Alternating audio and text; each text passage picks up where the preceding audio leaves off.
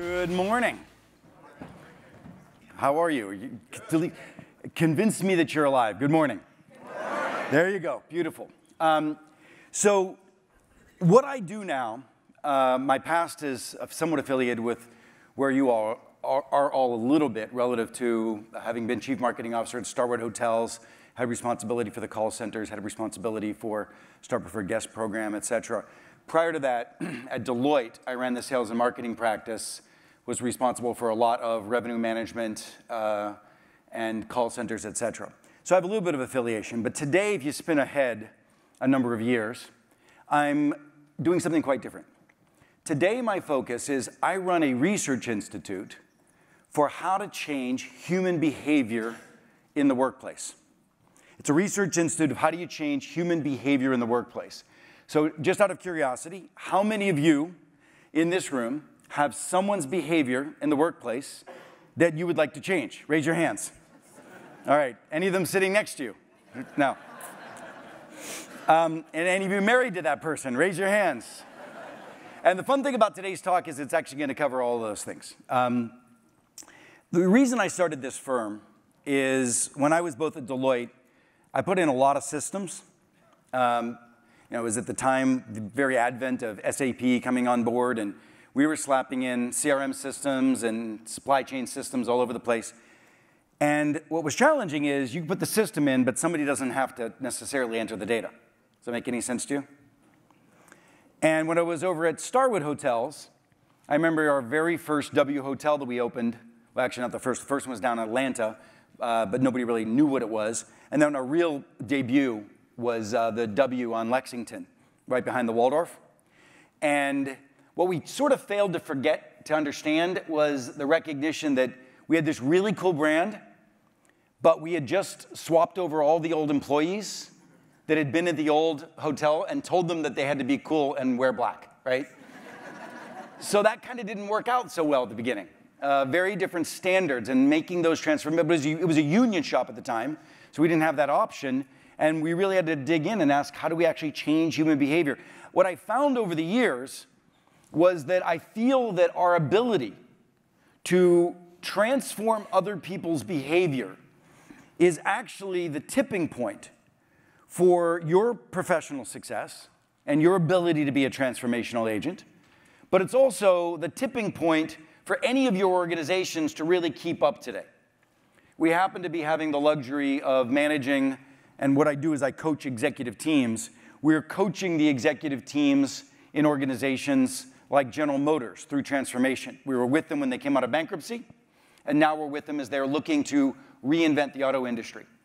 We're with Delta Airlines as they're looking to reinvent the travel experience. We're at Verizon as they're looking to figure out what does the world look like in a world of 5G, and how does Verizon compete and play in that world, right?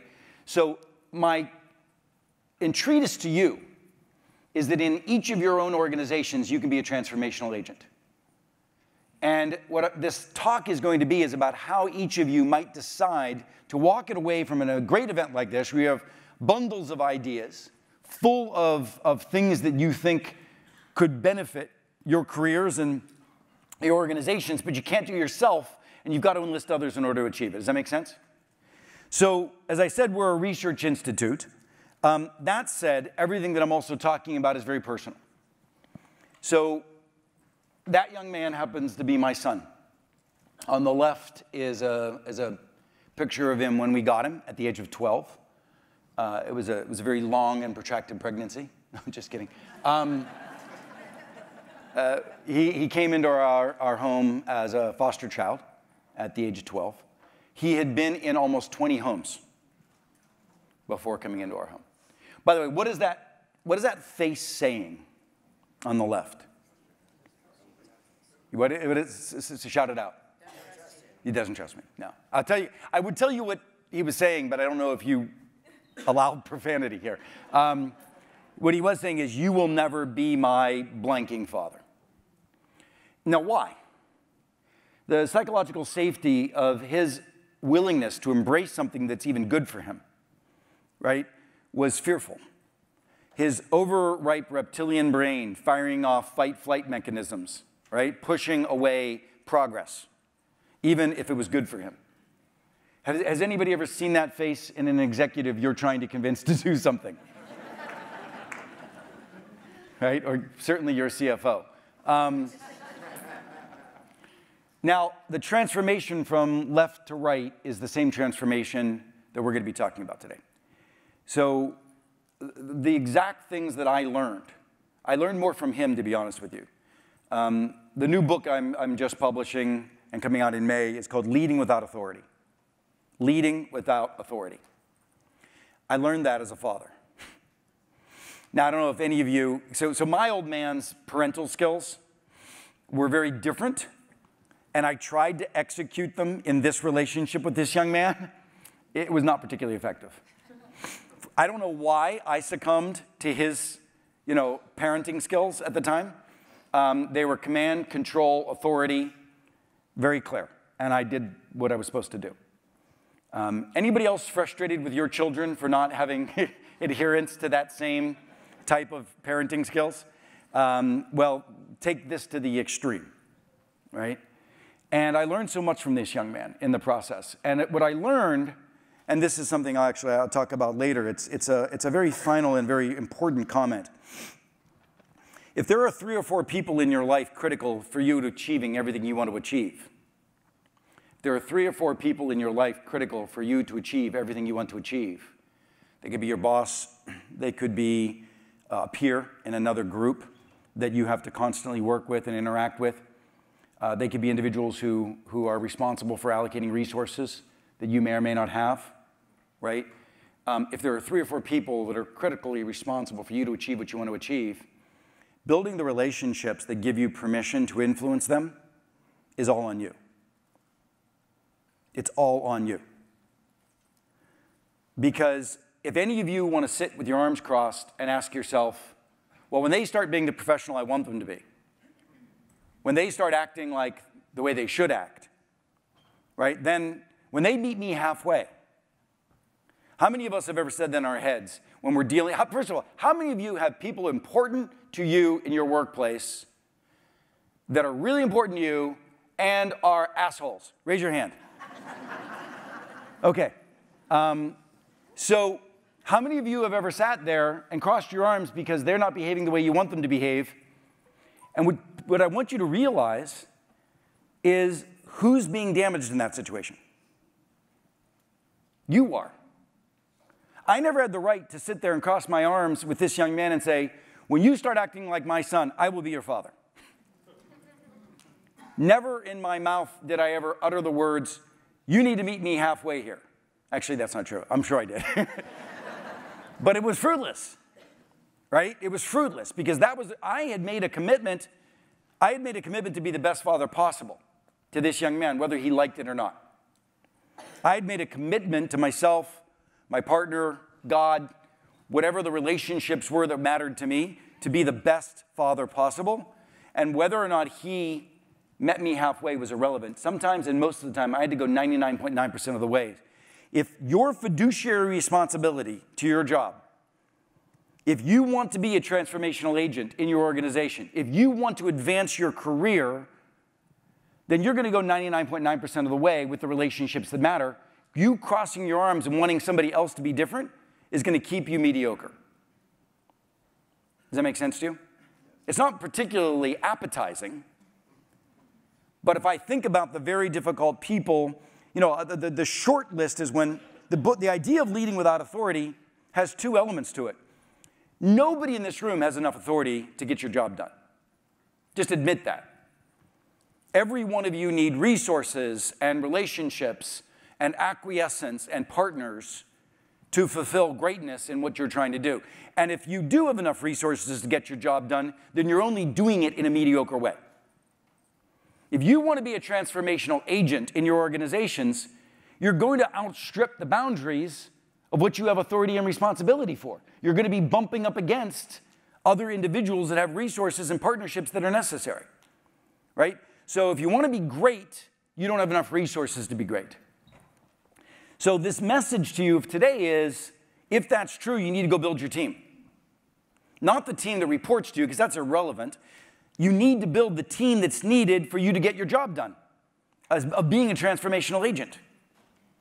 And that team needs to feel as loyal and connected to you as any team that would have been reporting to you would have. And that takes a lot of work. But transformation is a lot of work. And your industry requires transformation, and your industry requires a lot of work.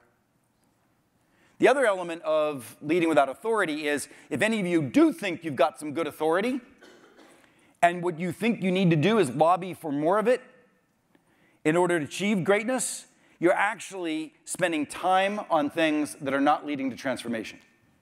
It's actually lazy. The old idea of going and gathering more authority and more responsibility so that then you can be transformational is wrongheaded. If you're an individual, I'll give you two examples. At Deloitte, I joined the firm and I asked the CEO of a company when I was a kid, right out of business school, I said, what do you want your legacy to be? And it was just at a cocktail event. And at a cocktail event, he said, someday I want Deloitte to be at par with McKinsey and Accenture. At the time it was called Anderson Consulting. And I said, got it. Now, he didn't know me from anybody. One kid in a big room of 1,000 interns.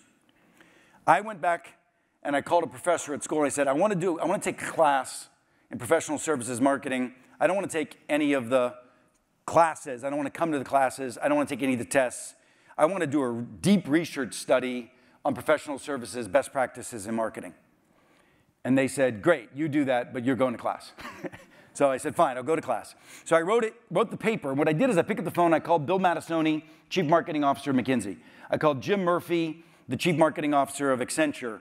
And I said, gentlemen, individually, I'm writing a white paper on the professional services marketing. I'm a student at Harvard. By the way, I was an intern at Deloitte. They didn't give a damn, right? Deloitte was nothing to them. And I'd love to interview you for what does it mean to be best practices in marketing.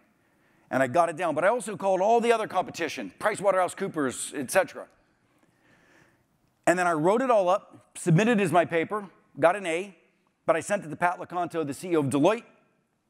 And I said, here's your formula. You probably don't remember me, but you told me you wanted to be at par with McKinsey and Accenture. Here's what their playbook is. Blew him away. I was in my mid-20s. He called me and he said, Keith, I've never had a partner be quite as audacious, and you're just a kid in the firm. Would you come in and work with me to figure out what marketing is for the firm? And I said, yeah, but under one condition, you make me Chief Marketing Officer. He said, no, that's ridiculous. You're a child. He said, you'd have to be partner anyway. I was like, well, make me partner. He's like, shut up. He's like, I hear you're a bad consultant anyway, so you're lucky you're not fired. Come in, I'm saving your ass, right? So I went in and I wrote about it in my book. Within 2 years, I was Chief Marketing Officer of the firm, and they had to make me partner, the youngest partner ever in the history, just to be able to have me access the information that I had to have. Right? From then, it wasn't a quick drop over to Starwood, where, by the way, I lost everything that I knew and I screwed it all up. Because over there, I had authority. I was working for Barry Sternlicht. I was global head of marketing. I had sales. I had marketing. I had everything. And I was like, this is great. Now I don't have to build constituencies. I can just do shit. Right? Well, guess what? The person whose budget I took away from Europe became the next CEO, and oh well. The lessons learned is that if you do have authority, you can't rest on it. I don't give a damn if you have authority or don't have authority. Leading without authority is leadership today, because to be transformational, you have to create a team that doesn't even know it's your team. How do you do that? In the time that I have, I'll say that a lot of this goes back. One of my first books was called Never Eat Alone, Never Eat Alone. And it happened because I had stupid success at a young age, which I just talked to you about. And it was written up in some magazine, like, hey, how did you get those big jobs so early?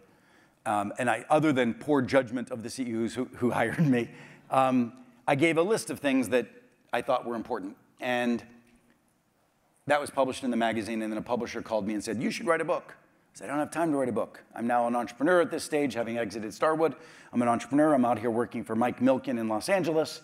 I'm very excited. I'm an entrepreneur executive. He said, we'll give you $250,000. I have time to write this book.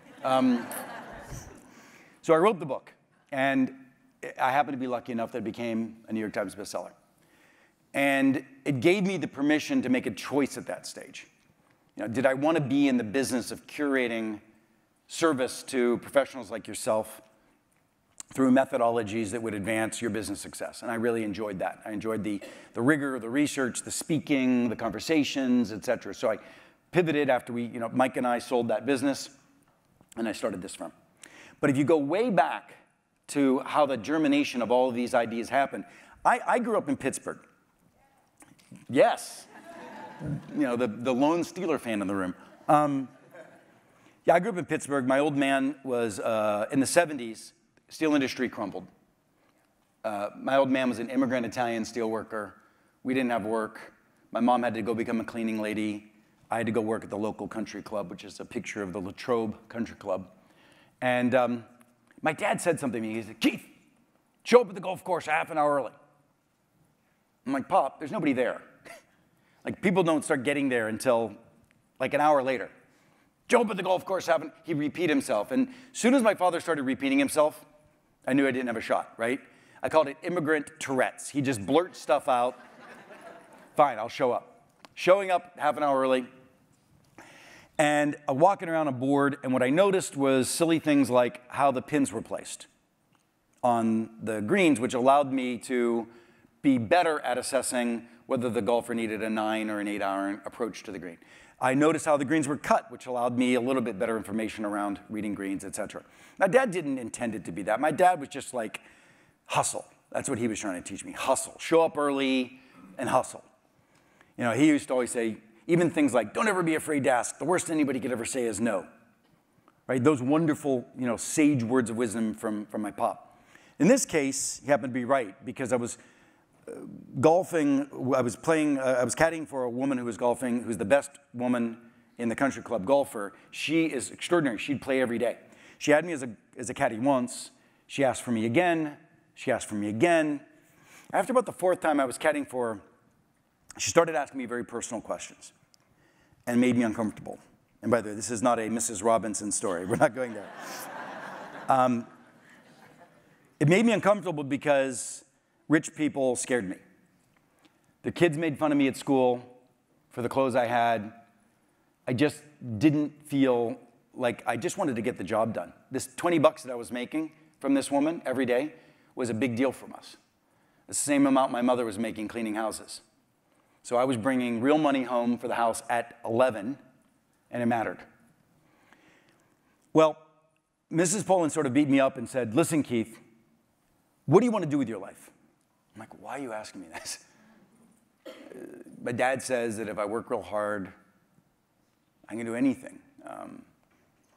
Study real hard, get good grades. You're going to laugh, but I want to run for president of the United States someday. Because that's what every immigrant parent tells their kid. You're born here, you can be president of the United States. Little did my dad know that anybody could, but anyway. So I show up here today, and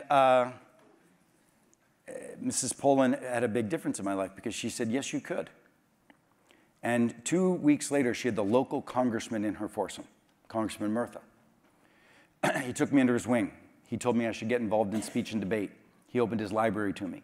He coached me in Lincoln Douglas debate.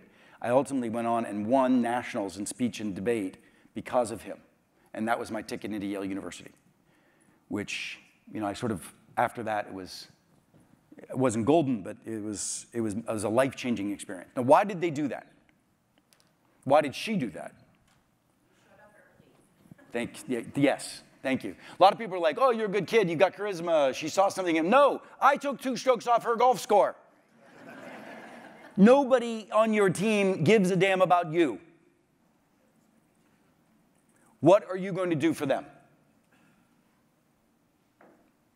Right? I show up at Starwood, and I'm this brash young kid who has been told by the CEO that I want to reinvent the brand, create a consolidated Starwood brand, which nobody else thought was possible, because they said, no, you're going to alienate Sheridan, you're going to alienate Weston. And we're trying to create this omnibus Starwood brand that nobody thought was appropriate, right? And that was my job, a global brand, and I ignored building the relationships with Europe. right? And as a result, I didn't get to serve that company as long as I could have. That was my fault, right? You need to show up and work your butt off to serve the people you want to build a relationship with. I gave some time, because of a friendship that I have with one of your organizers, I gave some time this morning to some young leaders in your midst, and I was up at breakfast. And I gave them crap about this, hope you don't mind. They're wonderful folks. But, I said to them, listen, you just read my bio. Do you think I could be helpful to your careers? Right? Last night I had dinner with the CEO of Amazon, the CFO of Airbnb, Michael Milken, at my home, right? There were 30 people at dinner at my home last night. Do you think I could be helpful to your careers? Now, I was there 15 minutes early. Did any of you show up and talk to me? Did any of you build a relationship? Did any of you look at my bio and ask me in advance, like, how your kid's doing? Right? My ability to say to Pat LeConto, what's your legacy going to be? Simple question. And then I busted my ass and fulfilled it, and I became the youngest officer in the Fortune 500. The formula is not that damn difficult. And it's available to every single one of you. Right? You understand what your goals are. You identify the people you're going to go create extraordinary things with. You serve them, and you serve the mission. That's what leadership is. And I don't care if they report to you or not. So let's think about this for today. What's your takeaway? It's, what is your mission, and who is your team? Who are 3 people you need to build deeper relationships with to achieve the greatness that you deserve to achieve, to put the footprint that you want to put in this planet? I don't care if it's a nonprofit. I don't care if it's work. I don't care if it's your career. I don't care if it's raising good kids. Whatever your goals are, who are the 3 people that matter? Right? Then you reach out to those individuals and you enlist them to co-create. You do not reach out. The thing about inviting people into a team, had I been smart, I would have reached out to the head of Europe and invited the head of Europe into his team, not mine. I didn't even reach out and invite him into my team. So that was even lower than what was expected. But I should have reached out and invited him into his team, and his team was the co-creation of the transformation of a hotel brand that we could have served his local constituencies and built a global brand together and co-created the solution. But I had authority, so I decided to execute it. Right? You co-create greatness. Buy-in is bullshit.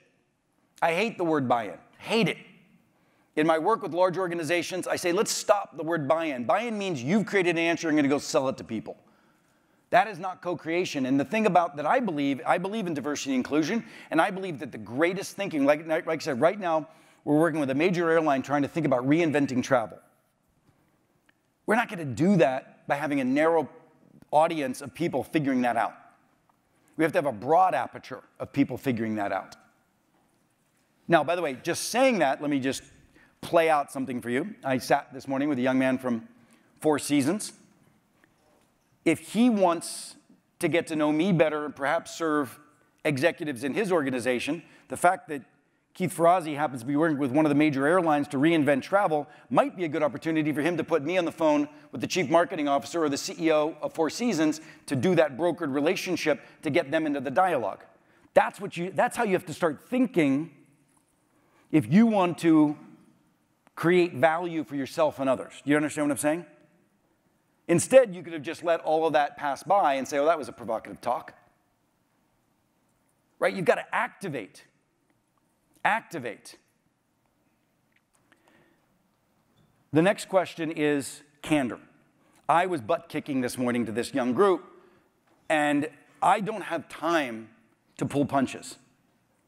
Now, mind you, in a situation like that and this morning and maybe even here, I don't know if I've earned permission to be candid yet, right? I mean, I hope you're feeling my earnestness for your success. If you're feeling my earnestness for your success, maybe I have permission to be audacious, right? There have been times when I've overstepped that and I've been more candid than I've had permission for. But I got to tell you, if you're not candid, if you're not transparent, if you're not clear, if you're not in front, the worst thing you can do for yourself and for the transformation of your organizations is to be conflict avoidant. Because that tanks companies. Conflict avoidance is the greatest eroder of shareholder value today. Conflict avoidance is the greatest eroder. How many of you know what it's like to sit in a meeting and you know what everyone's thinking, but no one's saying?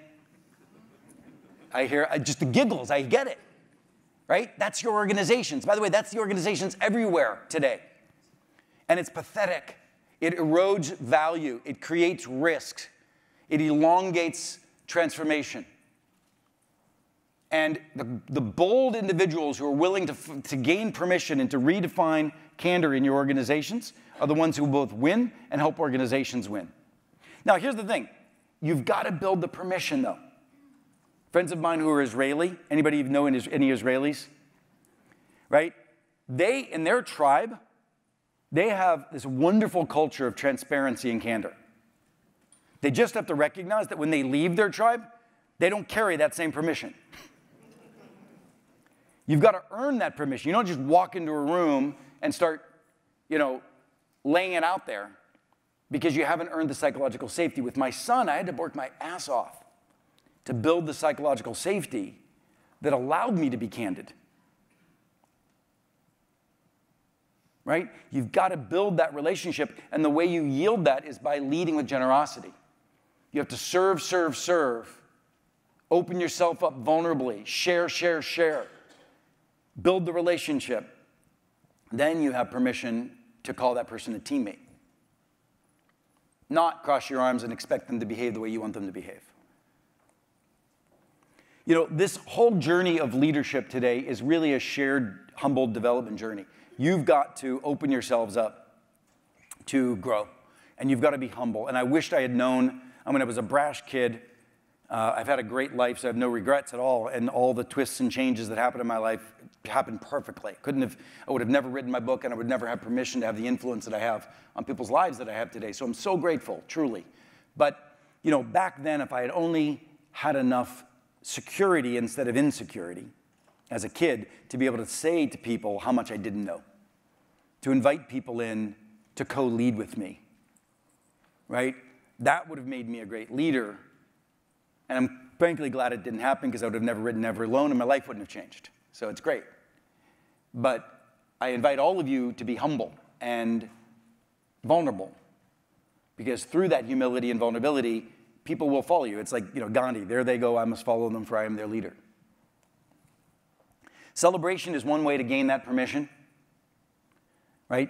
Being the rooter of other people in your organizations is an attractor, and that's a very positive way to do that. Now, if you're from scarcity, fear, insecurity, poverty, etc., as I am, celebration isn't something you do much for yourself.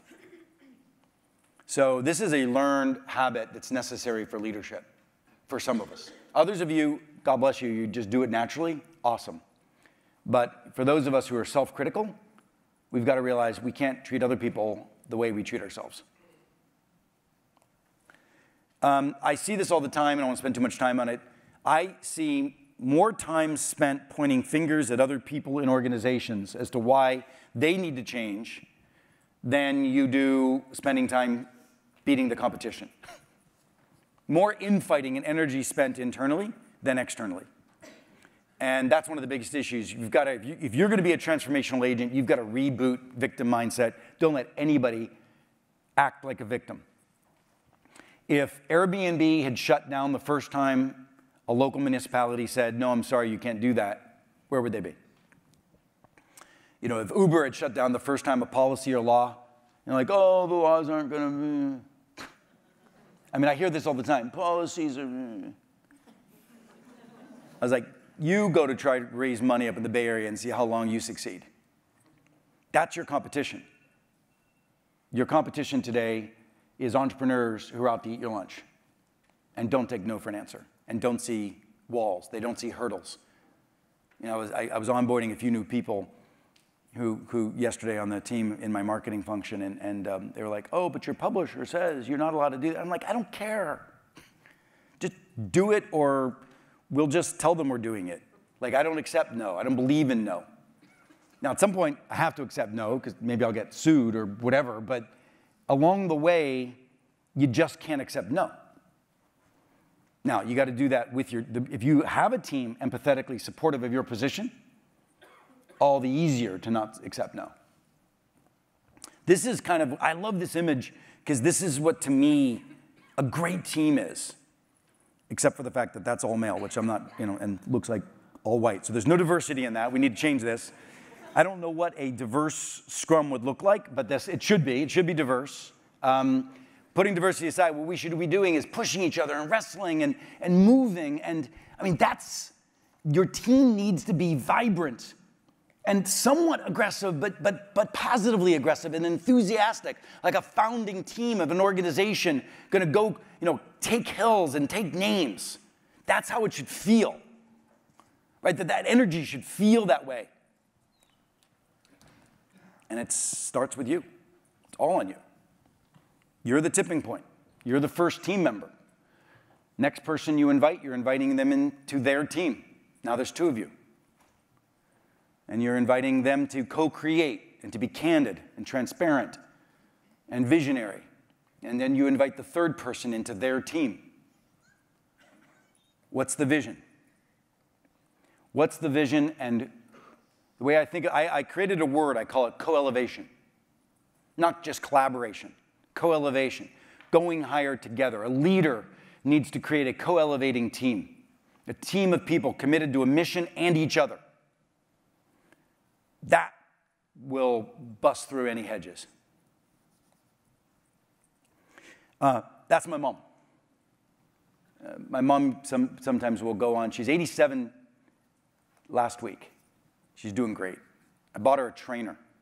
Comes to her house. She didn't want a trainer. I didn't care. Comes to her house twice a week, makes her work out, and now she loves it. She absolutely loves it. By the way, in Pittsburgh, how much do you think a trainer costs? $20. It's awesome. And then the day she's not have a trainer, I bought her a walker. Not like a walker. I just bought her a person who shows up at her door, knocks on her door, takes her for a mile. Right? That cost me $10. It's like a Starbucks coffee to keep mom alive. So I love my mother. And a number of years ago, she was watching my YouTubes, and she says, "You always talk about your dad." I'm like, okay, I get the hint. She didn't say it, but in her head, she's like, "Your dad's dead. I'm alive. Would you please just, And so when I was writing my second book, Who's Got Your Back? So Leading Without Authority will be my third book. When I was writing my second book, Who's Got Your Back, I thought about my mom, and I thought about this group of ladies that used to come over to the house every month. And I called her and I said, "Mom, tell me more about that group of ladies that used to come up to the house all the time." She goes, "Oh, you mean the card club girls?" I'm like, "Yeah, the girls." That's them. And she said, "Yeah, we have played cards every month without missing a single time for 45 years. And I said, "Well, tell me about that. How important is that group to you?" She said, "Well, when your dad was unemployed, those girls used to cook extra. And when he was out looking for work, they would bring it down, and I would be able to pretend that we could stretch a nickel. And we never had to eat welfare cheese, which is what they used to give out when your unemployment insurance ran out." She said, "When your aunt died 2 days before she was dying of cancer, we didn't cancel Card Club. We sat on her bed, and we played cards with her and said goodbye." And she said my mom says, every time one of them dies, they have to change the card game now. That one of these days, there's going to be one of them sitting there by themselves playing solitaire, thinking about the rest, right? When my dad died, those ladies made sure that my mom got out of the house every single day for months until she was ready to do it herself. Now, I heard that story, and I was blessed. My mother had that. but I didn't, I realized. And when this book came out almost 10 years ago, I realized I hadn't built, as an entrepreneur, I had not built a team that was that either. You know, true co-elevators, going higher together. I had work to do. And I began the journey of research and personal work and personal exploration that brought me to where I am today and this new book that's coming out. And I invite you, because I believe that this principle of co-elevation is more than just a principle for business. It is the basis of GMs going to the next level, but can also be the basis of your joy and fulfillment. I mean, imagine, look, 50%, I mean, we know the data associated in marriages of divorce rates, but we did a study recently, 50% of Americans say that no one has their back. And of those who say no one has their back, 60% are married. We all deserve better, right? And it's all on every one of us to make that happen. Good luck.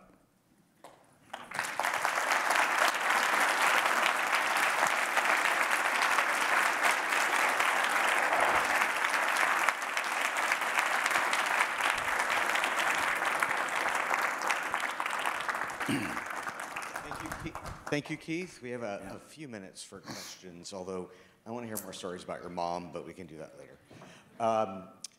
So the first question I want to ask you is about managing your life with difficult people without authority. So how do you suggest managing difficult personalities if you don't have that authority, like really difficult things like narcissistic bosses, or I mean, not that anyone's ever faced that, or I mean, what do you do? So I just give you a couple of examples. When I was at Deloitte, I was chief marketing officer. I was a kid. The head of service line development was arrogant and ultimately should have been CEO of the company, but because of that behavior, got passed over and was angry. And consistently reminded me that I had no right to have the job. And instead of fighting that or ignoring that, I leaned into it. I said, listen, I know I don't get it. He's like, you're right, you don't. I said, why don't you help me? Why don't you do a marketing allocation for me as a starting point of how I should be investing technology dollars, because you know it better than I do. Turned him around totally. He became a mentor. You know, I have an uncle who passed away a few years ago, Uncle Bob. He invented the hedge fund. And he was one of these individuals that he was a geek from birth, and everybody always picked on him. And so he was just mean to everybody. And when I met him, he wasn't my real uncle, he was a surrogate uncle. When I met him, I realized, wow, this is one of the most interesting, powerful guys I've ever met. And I just said to him, I said, you know, what was it like when you were younger? I remember what it was like being poor, and I bonded with him around our struggles as kids, being picked on, et cetera. Ultimately, he became one of my greatest mentors and friends. And like I said, I call him Uncle Bob, Robert Wilson. So if you believe it's all on you, and you put your ego aside, and are willing to sublimate yourself to an individual who, if you have to recognize, these people who are acting like that, they're just wounded, insecure individuals. There's nobody out there that's a jackass that isn't a wounded, insecure individual. Now, their behavior may be something you don't want to address, but if you decide to, because they are standing between you and greatness, it is often possible. Not always, but more often than you might imagine. One of the questions that I think is really important that's on our list, which I think many of us want to know, is how is your son doing today?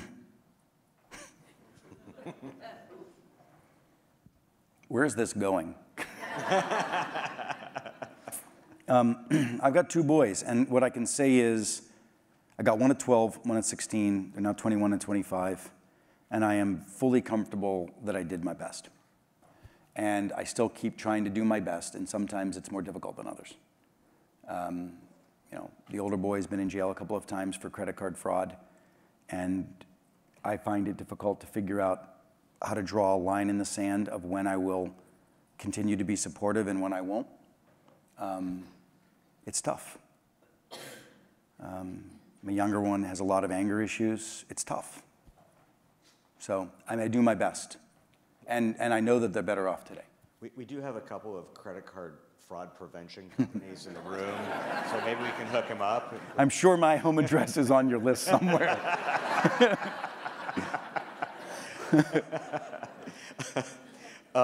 Sort of moving to a more industry-focused question. So you mentioned early on that you're working through some change integrations at Dell. Yeah, you know, and the gentleman who was up here before, Jan. he talked about the integration question. I fully believe that. And I'm actually creating, if anybody's interested in being involved, let me know. Where's Dylan? Dylan's in the back. Guy with a really funky beard is in the back. Or you can give him the mic. Give me a business card if you're interested. I'll tell you what we're doing. I want to make sure, as we're looking at the question of reinventing travel, I think reinventing travel is about the integration. It's not about maximizing air, not about hotel, it's not about Uber, but it's about figuring out data integration and data, and it's thinking about the customer experiences as it's being centric. And I'm sure that's something anybody here is thinking about, but I'm starting a consortium of very senior executives who are looking at that question across the touch points. So if any of you has a CMO or a CEO that you think should be involved at the level that we're dealing with, let me know, and I'd be happy to involve them. Great, thanks. Yeah. Last question. Well, second to last question. Because the reason I say that again is, who's your team? First thing I always talk about with companies is, don't think your team is the people that work for your company. If you're being transformative and transformational, your team is just whoever it's needed to be differentiated and to serve the customer in an audacious way. Who's your team? So you need to start thinking about that. We always have these boundaries and boxes around traditional, and it's whether it's your organization who reports to you, screw it. It's nothing to do with your team. Who's your team? And so we're trying to create a team of transformational people in the travel industry. Excellent. So 2 questions left. The first cannot be the answer to the second. Gosh. So the first question is, when is your next book coming out? May. Okay. And the title? Leading Without, you can get it on Amazon already, Leading Without Authority. You know, I'm going to be going on a book tour in lots of cities and that kind of stuff. So if there's anything that your organizations would like to, if this is a message that's important for your company, also give us your card, let me know, and maybe there's a way to involve you somehow. 43 CEOs, maybe some of your CEOs, 43 CEOs have signed off on this book as being a critical formula in the next generation of organization design. Because we cannot think of org design in the way we've traditionally thought of it. The reality is, here's what org design is. Goals aligned to networks. Goals you're trying to achieve attached to networks that will need to be engaged to achieve them. That is your org design. And it is as fluid as the goals that you have. If you've got 3 goals, you've got 3 sets of networks, how do you manage that? How do organizations manage that? And that's what we're cracking the code of, working with people like Tony Hsieh of Zappos and a number of others who are, I would say, very progressive in thinking about the future of organization design and leadership. And like I said, General Motors just announced, I'm very blessed to hear. So my dad was a UAW steelworker. GM said that they're embracing this principle and methodology for their cultural turnaround. Brought tears to my eyes. My dad was not around to see it, but felt good. Nice. And the last question where you can't say the question about when the... Oh, I thought those were the 2 questions. No. What's the best question you've been asked today and why? Both in the breakfast and here. I wish somebody had asked me for a date because I'm single now for the first 5 years. We'll talk later. So we can put that out there.